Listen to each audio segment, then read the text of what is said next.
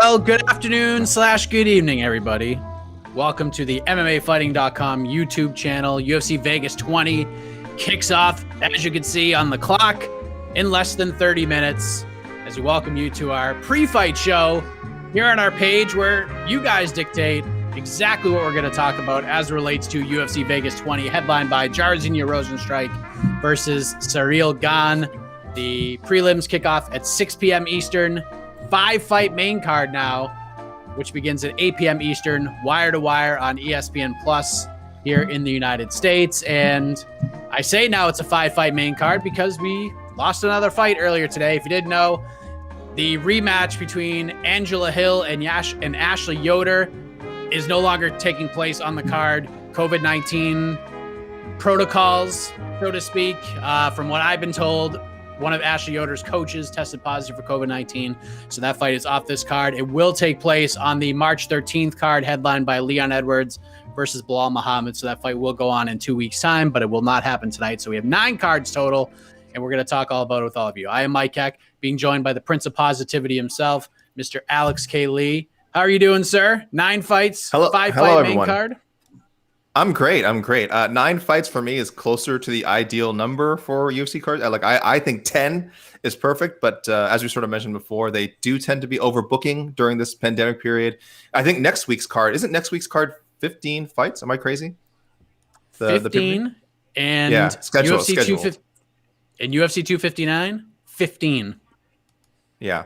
And again, most likely they will not be 15 fight cards. Again, hopefully, if they are, that's great. Hopefully everyone can stay on. But, just based on what we know and just being realistic, some of those fights are probably going to fall off. But I did want to mention for Yoder, actually, she did release her own statement regarding, Mike, you are correct. I believe that she said it is one of her cornermen tested positive.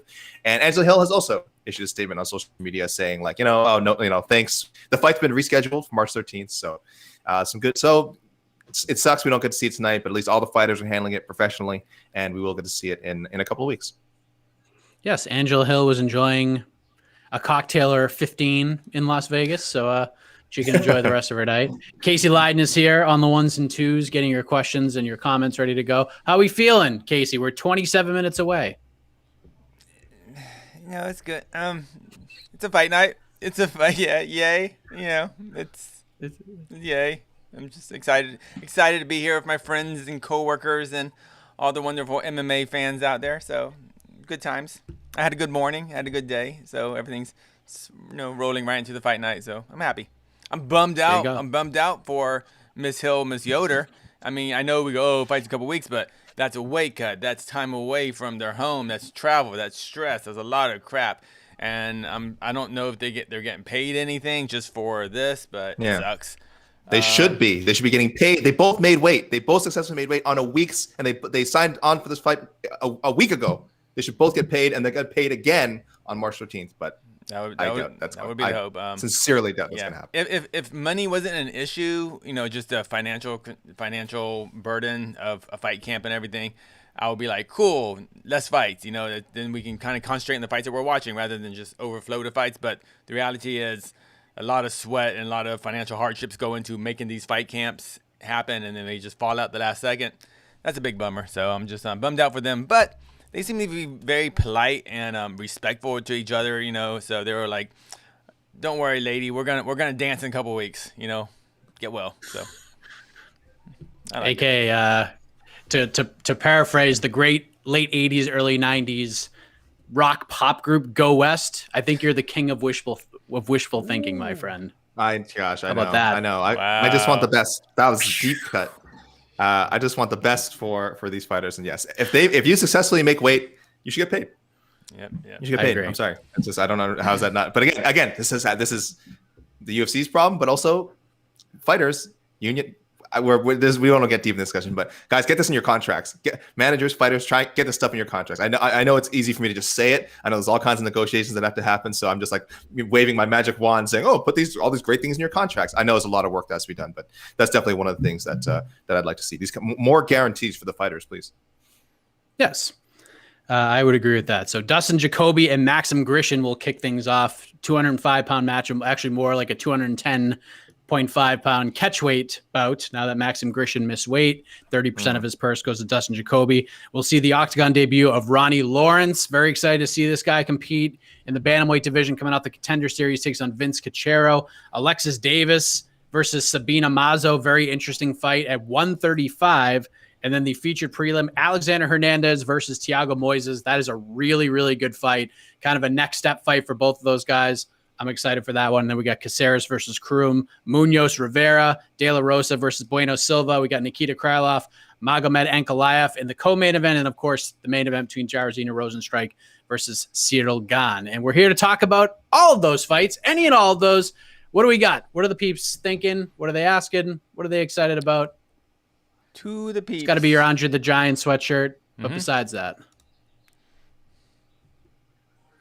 Oh, that's not the kind of question we want to see right off the bat. Why can't we have nice things? I don't know, Jessica. Why don't you ask your crystals why we can't have nice things? All right. Why don't you rub that tiger's eye? A gnome's foot. What are these crystals? What do you guys call it? What are these names you guys have for your crystals? Why don't you rub your crystals and try and figure out why these things happen? All right, because I guess you just didn't rub those crystals hard enough. I'm sensing some sarcasm here. And some hostility. And I apologize for that. Jessica, you don't deserve that. I think I'm sad about some of the cancellations we've had. So all right. I'm sorry. I apologize to Jessica. Yeah. Are you still here, John? I would like to apologize to Alex. I was not expecting my Ryan Hall opinion to offend Alex to the point where he tried to cancel me. Why does this a heel turn not work? I keep pressing the block button. He won't go away. It's been like a 48-hour heel turn for Oh AK. my gosh. I gotta figure out how this technology works. Gagnon. I'm not the heel. Oh yeah, okay. Yes, John is apology accepted. Apology accepted. There we go. He's back to the POP. We'll see. We'll see. There you Gustavo, go. Go ahead. Duval. Casey, are there any questions? Because Duval, the excellence of Duval, not a question. All right, one more question. Okay, here we go. Yeah. Great. Oh, that's great. There's a question mark. There's two of them. Two question marks. That is a question. What's up? I'll tell you. Answer the question, AK. What is that? What's up is we got a nice 9-fight card today with a heavyweight fight that we've really been looking forward to, and it's just one of those pieces we need to see fall before the big piece falls with Ngannou and Miocic, and John Jones getting slotted in there. So that's what's up. Is this heavyweight division is so close to having like an exciting second half. We just need these pieces to kind of get organized. All right, AK, quick. We'll start with John's question. He is back. He's back. Thoughts on Alexa Davis's move back up to the bantamweight division? I think we've talked about this a lot, AK. About this is the times we're in, quarantine, COVID. I'd rather see these fighters compete at their natural weight or as close to it as possible. That's what we're getting here. What are your thoughts on Davis moving back up to bantamweight and Sabina Mazo jumping up to 35 as well?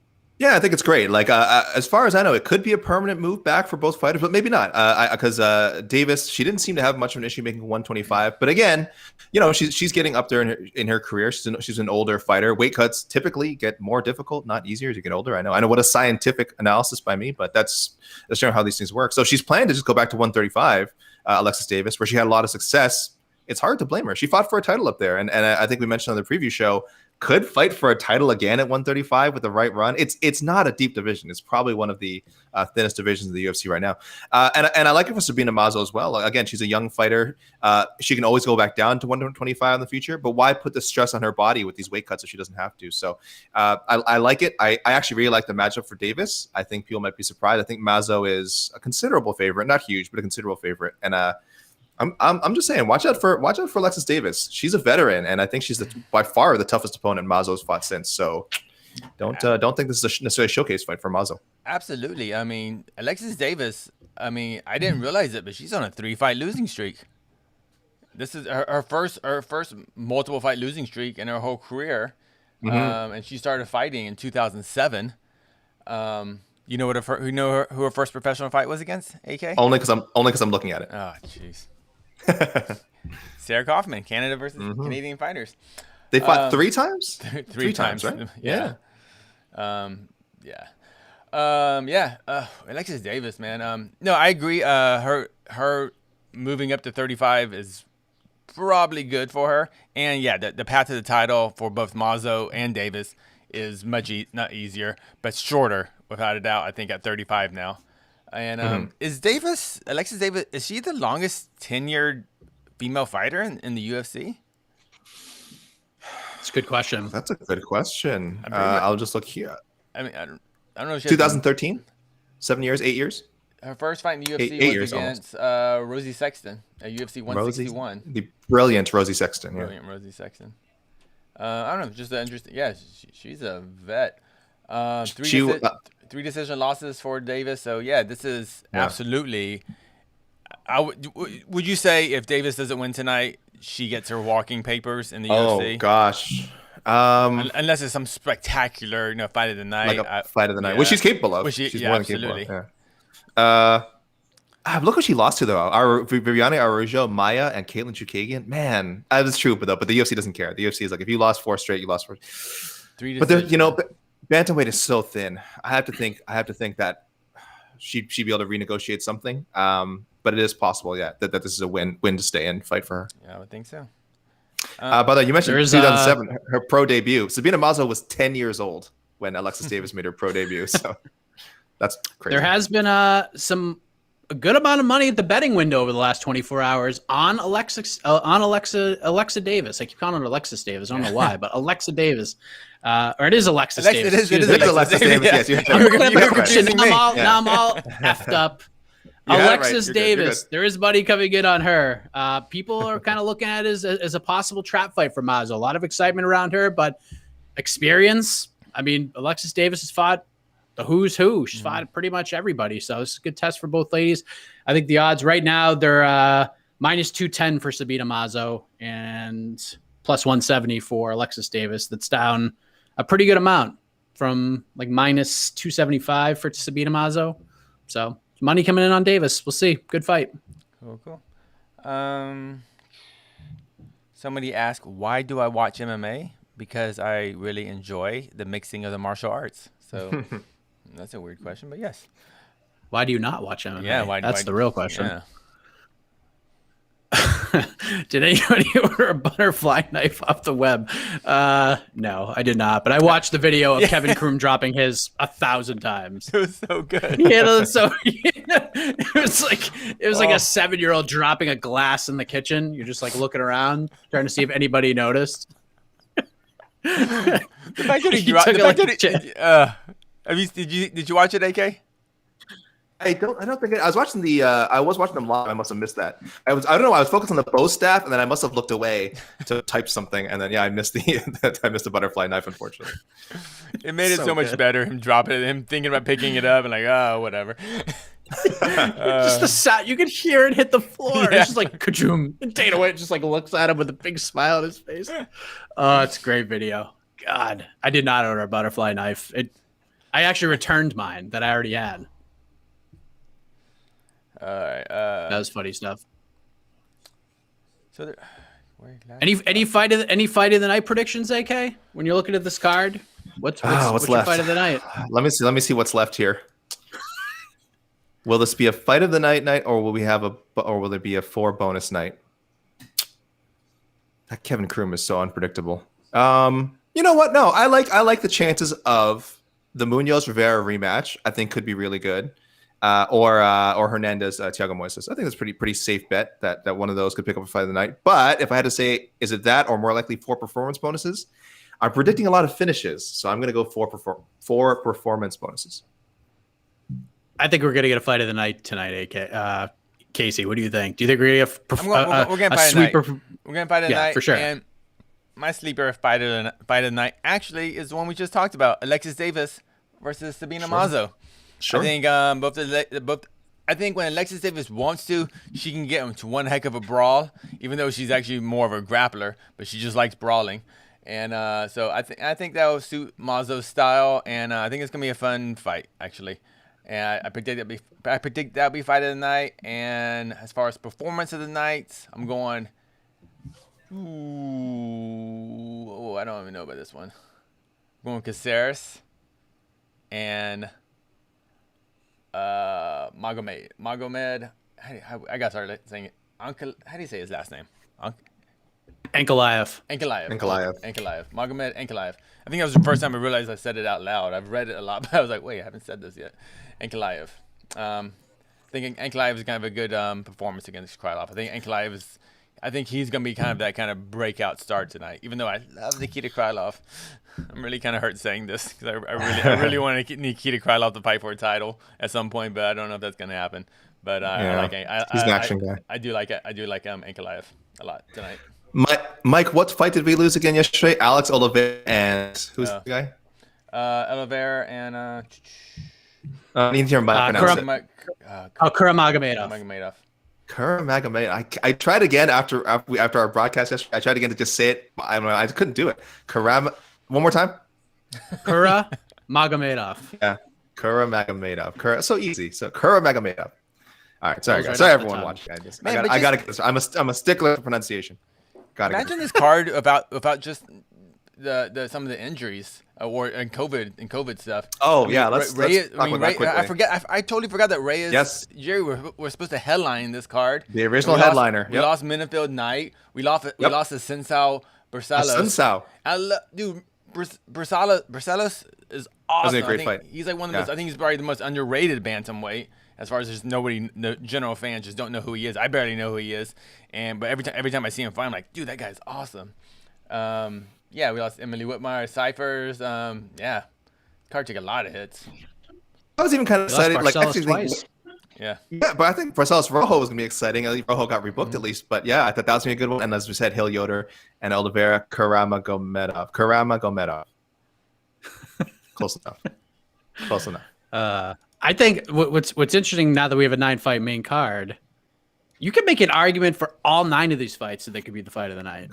Like if you really look into all of them, you can make an argument for all of them. I think Jacoby Grisham's going to be really good. I think both guys are going to be in big trouble in this fight. I think it gets out of the first round.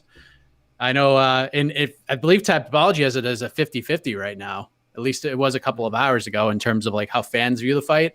It's 50-50 fight. Grisham's definitely a live dog in this one. Ronnie Lawrence, Vince Cachero could be a really good. Who is Ronnie Lawrence? Really I don't know very much about him. Do you know? Contender Series guy. Contender Series. All right. Both of them contenders. Yeah. Contender Series. Cachero was an LFA for a while. He lost to Casey. He fought guys like Casey Kenny. Yeah, he got a short notice call. He had a good finish in LFA right before the pandemic. 1 day's notice. 1 day's notice. He took the fight, his UFC debut. That's right. Location. Mm-hmm. Davis Maz is good. Hernandez Moises is good. They're all good. Should be a fun, good night of scraps. Hernandez versus Moises. Okay. Pick wise, Casey, we'll start with you. We got Hernandez versus Moises. Now, Alex Hernandez, murderer's row right off the bat. And you can kind of make the argument for Thiago Moises. He's had a tough road as well to get to where he is. Coming off the big win over Bobby Green. Big upset, according to the betting lines. Alex Hernandez returned first fight since going over to Factory X. Knocks out Chris Gritzmacher in the first round. Kind of expected that to happen. All due respect to Chris Gritzmacher, but Hernandez did what we kind of expected him to do. And now these guys are lining up in a really pivotal place right now. Do you buy that this... I mean, you've been on Hernandez interviews with me since I came over to MMA fighting for a couple of them. Do you buy this Alex Hernandez 2.0 thing? Do you think it's like legit? I definitely think he is a top 15 lightweight. I don't know if either of these guys are ever going to be considered. We're going to consider them in the elite. No, they're going to be fighting. They're going to be title contenders in a year or so. I don't know about that, but actually, I'm a big Hernandez fan. I like the way he fights. I like him on the mic. I like his brashness. I like him. I like his cockiness. I respect that. You know, but yeah, when you knock out Dariush in first minute of his first was it Dariush he knocked out? Yeah, we knocked out Dariush. Yeah, that can be a bit of a curse, you know. But I think now the UFC is kind of putting him or matchmaking him more appropriately now. And this is a good fight between two good prospects. How old though? How old is Alex Hernandez? He's still pretty young, still, right? 20. Yeah, I was gonna say 27 or 28. 27. Okay, so he should be getting toward that kind of the Alex Hernandez that we're getting tonight, and maybe his next fight, this should be who he is. You know, I think, you know, as far as like, you know, is he a prospect? I think pretty soon. I think he's fought in the UFC long enough that like, we're gonna know who this guy is. So I'm excited about the fight, and I'm expecting Alex Hernandez to win tonight. But Thiago Moises has surprised me before. I didn't pick him against Bobby Green, and I didn't pick him against Michael Johnson.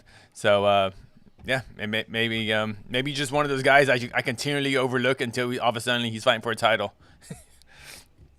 AK, your thoughts on the fight and your pick.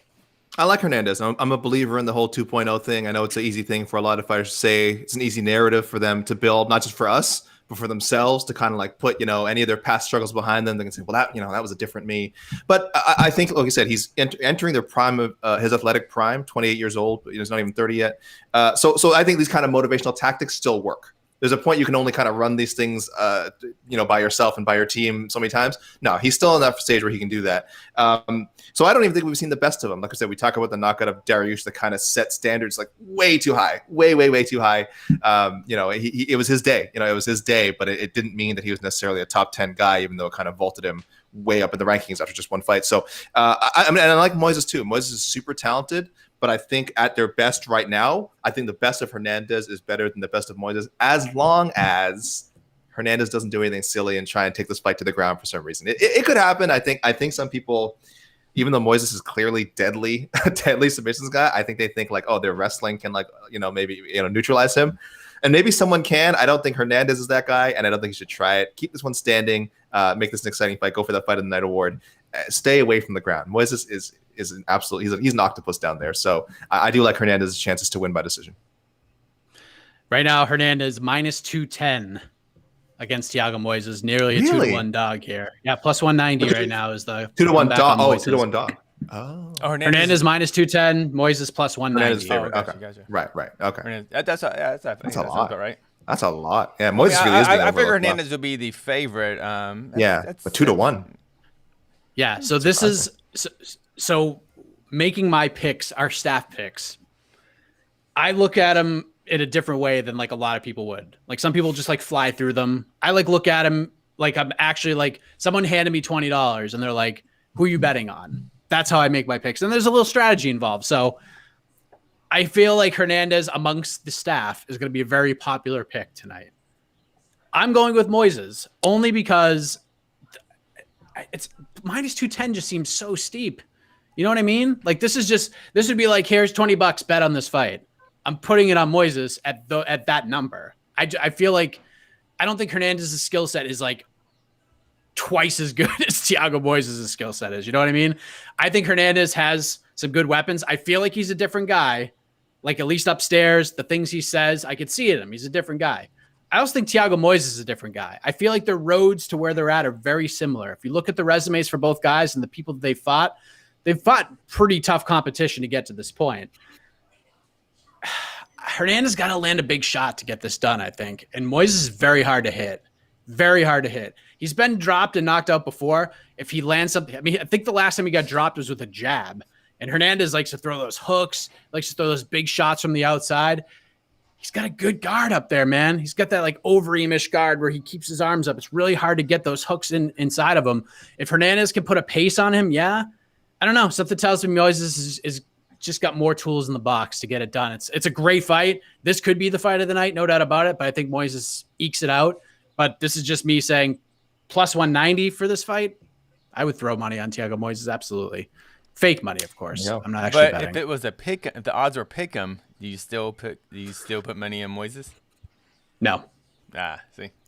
I'm going as there's just straight pick 'em. Yeah. Now we see the real man. If Hernandez was like a minus 140 favorite, I'd pick Hernandez. But like I said, I look at these like, who would I actually like try to bet on? I bet on Moises at plus 190 odds. It's crazy. Tapology, it goes with the odds. 74% Hernandez. Wow. 74%. Right. So they believe the odds. That's why the odds I got. This is a proving ground fight for Hernandez. This is the one like everyone's looking at. Like, is this guy the real deal? If he beats Thiago Moises tonight, people are gonna believe it, and they should. He's supposed to win this. He's supposed to win. With respect to Moises, he is supposed to win. Great fight, though. And Really love this that fight. fight's on the prelims, correct? Yeah, I'm kind of The last prelim fight. Headliner, yeah. headliner prelims. Yeah. Preliminary main event. I was looking at the UFC Quite 259 listings. I was at the the card listings for next Saturday's card. The early prelims, there's 6 fights on the early prelims before the ESPN card. We're gonna be doing this Q&A at like 2:30 Eastern time. Yeah, pretty much as soon as Gane Rozenstruik ends, we start the Q&A for the next card. Yeah. It just keeps this machine keeps rolling. Train keeps going. Okay. It's be a competitive night of fights. I'm looking forward to it. Like the more I look at this lineup, it's a lot of very competitive matchups. Tonight or next week? Tonight. Oh, well, next week's ridiculous. I was like, are we going to next week yet? No. Not yet. Not quite. Let's give these ladies and gentlemen one night to shine before we our triple headliner, triple championship fight night. And of course, all those fights are going to happen because not a single one will drop out. Yeah, that never happens. All right. Oh, anything else? Where are these? Here we go. Oh, yes. I mean, technically mine are because I do predictions for the site. So if you guys want to, you can just kind of click through a few articles and see my success rate. It's not great. I think I might be slightly above. I think last year, if I'm going by last year, I think I was like slightly above if you had just picked all the favorites to win. I'm like maybe a little above that. And I could be wrong. I actually might be a little below that. Picking fights. We're pretty close. Like it's everything. Everyone ranges between everyone ranges between about 65% and 60%. Yeah. It's kind of around there. But I would say do not go to us for your gambling. I have many people because I do the predictions. I had a lot of people DM me. What are your locks? And my only lock is don't bet on MMA. That's my lock. So I am not. I like making predictions more like to preview the fights and kind of talk about the storylines. But as far as picks for betting actual money, I am the last person you want to. Do not go to my predictions for that. Read them because they're compelling and because I'm a writing genius. But when it comes to picking fights, stay away from my articles. Stay all the way away from my articles. They are not for profit. That is for damn sure. Yeah. 60%. There's nobody on the staff who picks prelims better than I do, though. I would say that you are good. I would say I'm pretty decent at the top 2 or 3 fights. The prelim, like I didn't know who Ronnie Lawrence was. I've heard of his name, but like you watch those fights and pay attention to them. But I'm like, all right, I'll pay attention. I've had many of perfect prelim nights, many of them. But then when that happens, I know that I'm gonna shit the bed on the main card. It's like a given. It's like a guarantee.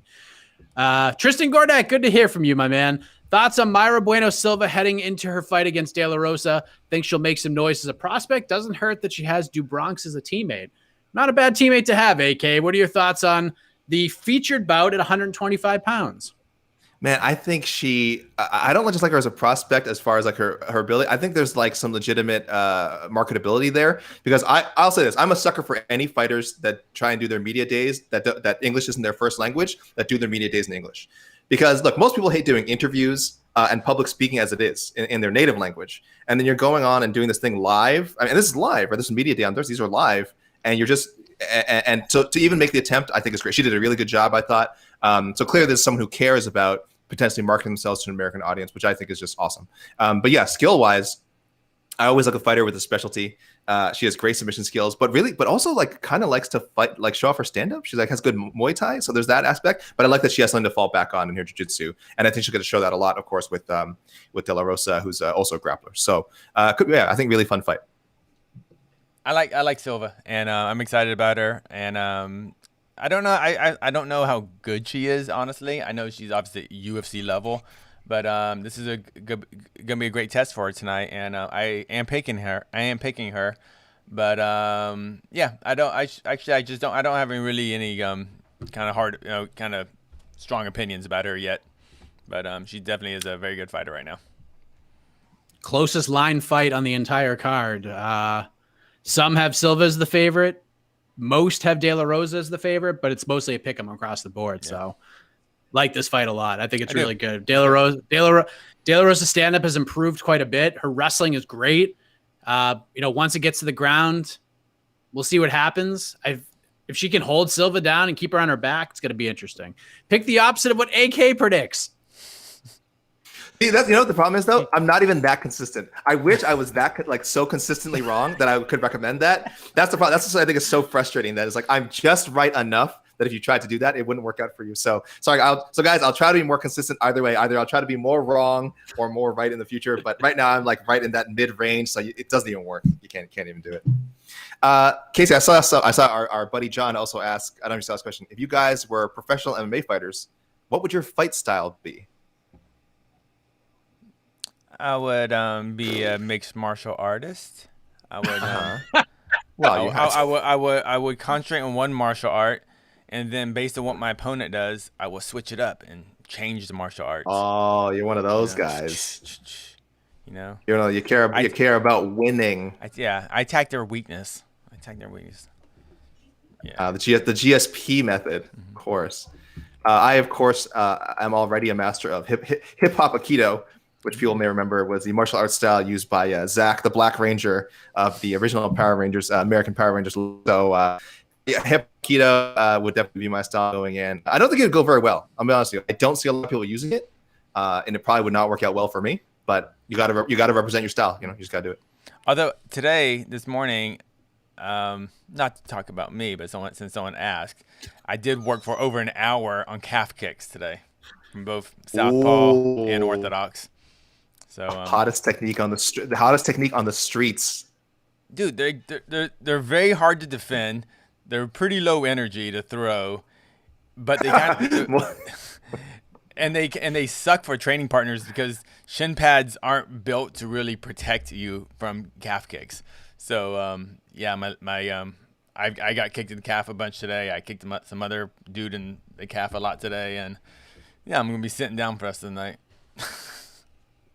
Well, I did an hour and 2 minutes of shoulder strike. So, ooh, what do you think about that? This isn't even a hypothetical question. Like these guys, we are fighters. We essentially are fighters. Let's be honest here. I mean, we're like, if you guys were professional MMA fighters. So John, we appreciate having the opportunity to talk about and represent our styles. Calf kicks, shoulder strikes, hip hop Aikido. I think the show is actually I don't know. I think the show is actually starting. Do you have one more question? Give us one more. Let's get. We got time. Come on, we got time. Stretch it out a little bit. Give me a question about tonight's card, people. We don't need to talk about TJ Dillashaw. We don't need to talk about our fighting styles. Guys, come on, guys. We got 9 fights left to talk about tonight. Okay, throw one out there. All right, let me give some viewing because I have a feeling there's going to be some points in this card that there's going to be like 25 to 30 minute stretches between fights. So if that happens, if they go to the desk and they start running down like main card fights before the main event, go back and watch Pedro Munoz versus Jimmy Rivera 1. That's your homework. It's an awesome fight. It's really good. Both guys get dropped. It's a really good fight. High level stuff. Go back and watch it. It's a great fight. What card was that on? It'll get you. God, I don't remember the event, but I remember the fight specifically. I don't remember the fight at all, to be honest. It's really good. They both guys got dropped bad. It's a great fight. I have to go back and remember it was like 2013 or 2014. Oh my God. But it was really good. It was like Rivera's like second or third fight in the UFC. I'm going to look it up to make life a little bit easier for you guys. But it was a really good fight. Rivera won a really close decision. Belfort Henderson. November of 2015. Yeah. In Brazil. Yep. Oh man, I'm looking at this card. Do I remember this card at all? It's the second fight of the night. Gilbert Burns lost in that card at 55. Look at these names. Yeah. Corey Anderson beat Fabio Maldonado. Alex Oliveira on the card. Thomas Almeida on the card. Glover Teixeira beat Patrick Cubbins. All right, Casey, you got any more questions? I think the fighters are making their way out. I think we have to. I gotta get to tweeting. All right, I think we're good. All right, we got one more question. Sure. Okay. What's your favorite food choice to have during a fight? Tonight, my son wants hamburgers, aka Krabby Patties. That's what he wants. That sounds delicious. I do not. I do not eat, guys. I consume MMA on fight night. It's delicious. I don't need any other form of sustenance when I have two people beating themselves up in front of the cage in front of me. You just drink up the tears of all the commenters. You block. Oh, the tears. Oh, It's delicious. Yes. And while you're watching, get your matchmaking ideas in as well. Casey, no response? What is your favorite? What are you eating, Casey? I usually make a smoothie, and I have like some coffee and a seltzer, and maybe some pita chips and hummus. Yeah, so classy. I like hummus. You can't have too much hummus. I'm a fan. Do you like the Zohan? Yeah, from that movie.